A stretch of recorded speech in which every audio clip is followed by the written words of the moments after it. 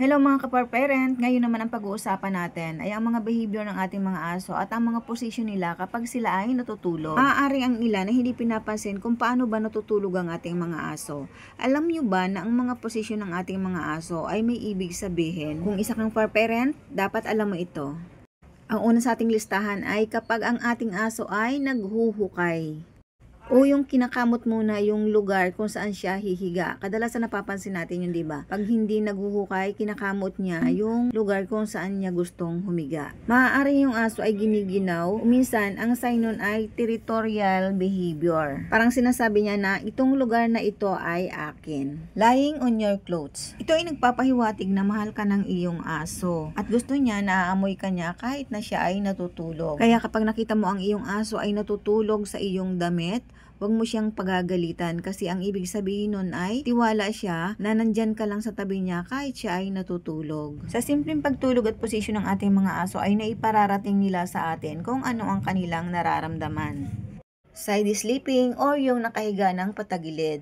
Kapag ganito matulog ang inyong aso, nakatagilid kapag nakahiga, ang ibig sabihin ay relax at komportable siya sa lugar. They fully trust in you at kadalasan mahimbing ang kanilang pagtulog kapag ganyan ang kanyang posisyon. At minsan ay nananaginip pa. Belly up o yung kapag natutulog ay nakalabas ang tiyan o nakatihaya. It means they trust you at confident and relax siya sa kanyang lugar. Nararamdaman niya na walang bantang masama sa kanyang buhay kahit tumulog siya ng nakatihaya. Ibig sabihin, sobrang tiwala siya sa iyo. May pagkakataon rin naman na siya ay naiinitan kaya tumutulog siya ng nakatihaya. Kaya kapag nakita mo ang iyong aso na ganyan matulog, matuwa ka kasi ibig sabihin niyan ay they fully trust and loves you. Next position is donut o yung nakahiga ng pabilog. Ayon sa mga eksperto, kapag ganito daw humiga ang inyong mga aso, it means they protect their vital organs. Kadalasan ginagawa ng aso kapag hindi pa sanay sa kanyang kapaligiran. Ito ay common position ng ating mga aso at ang kadalasang gumagawa ng ganitong position ay mga stray dogs. Ginagawa din nila ang ganitong pagtulog kapag sila ay giniginaw. Bilang fur parent, dapat alam natin ang mga behavior ng ating mga aso para malalaman natin kung ano ba ang kanilang nararamdaman. Superman ang tawag kapag ang ating aso ay natutulog ng nakadapa. Ito ay maaaring naiinitan, ito ay maaari ding pagod, pero ipinapahiwatig pa rin nila na sila ay active, energetic, at laging nakahanda anytime. In fact, kapag ganyan natutulog ang inyong aso, madali lang yan magising. Kahit sa kaunting kaluskos lang, ay pwede na agad yan bumangon. In short, mababaw lang yung kanilang tulog at sila ay in a mood to play. Kung nakarating ka sa bahaging ito ng aking video, pwede po bang makahingi ako ng like at paki-comment na rin kung saang lugar kayo para malaman ko naman kung saan nakarating ang aking video. Salamat po at ipagpapatuloy po natin ang ating topic. Iba't ibang posisyon ng ating mga aso kapag sila ay natutulog at ano ang ibig sabihin nito. Lion pose.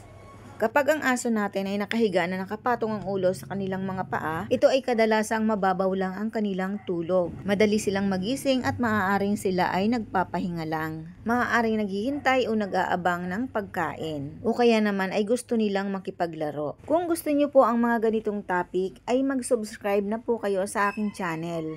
Nagbibigay po ako o nagsishare po ako ng mga tips sa pag-aalaga ng mga aso sang-ayon po sa aking karanasan. Nagsishare din po ako ng mga home remedies para doon sa mga dog lover at sa mga pet lover na low budget at hindi agad makapunta sa vet. Alam naman natin yung katotohanan na hindi lahat ng mga animal lover, dog lover, pet lover ay can afford pumunta sa mga veterinaryo. So, doon sa mga nag-aalaga ng mga aso at pusa na nasa malayong lugar katulad sa barangay na alam naman natin na medyo malayo ang access ng veterinarian, nagsishare po ako ng mga home remedies na ginawa ko sa aking mga alagang aso at pusa. Napakasaya pong mag-alaga ng mga aso. Ito po ay stress reliever ko. Ganon din ang aking mga alagang pusa. May breed man yan o wala, kahit man yan ay aspin o may breed, may lahi man yan.